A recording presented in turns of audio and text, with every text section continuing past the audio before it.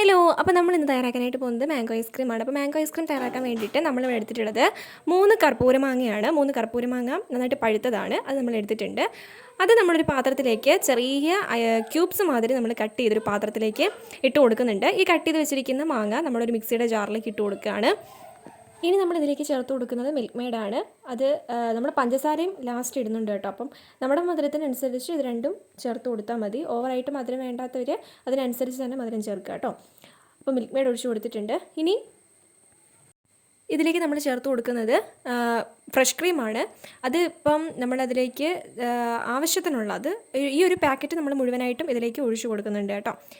കട്ട പിടിച്ചിരിക്കുകയാണ്, അതുകൊണ്ടാണ് കുറേശ്ശെ വീഴുന്നത്. നന്നായിട്ട് ഉറഞ്ഞും പോയിട്ടുണ്ട്.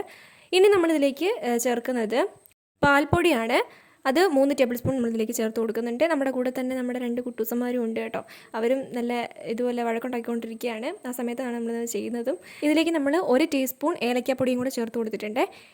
ഇതിലേക്ക് നമ്മൾ ഒരു ടേസ്റ്റിന് വേണ്ടിയിട്ട് അണ്ടിപ്പരിപ്പ് ചേർത്ത് കൊടുത്തിട്ടുണ്ട്. ഇനി മധുരത്തിനനുസരിച്ച് പഞ്ചസാര ഇട്ട് കൊടുത്തിട്ടുണ്ട്. ഇതെല്ലാം കൂടെ നമുക്ക് നന്നായിട്ടൊന്ന് അടിച്ചെടുത്തിട്ട് വരാം. ഈ അടിച്ചെടുത്തത് നമ്മളൊരു സേവിങ് ഡിഷിലേക്ക് മാറ്റിയിട്ട് നമ്മളിത് ഒരു ഓവർനൈറ്റ് ഇത് ഫ്രീസ് ചെയ്യാൻ വേണ്ടിയിട്ട് വെക്കുകയാണ്.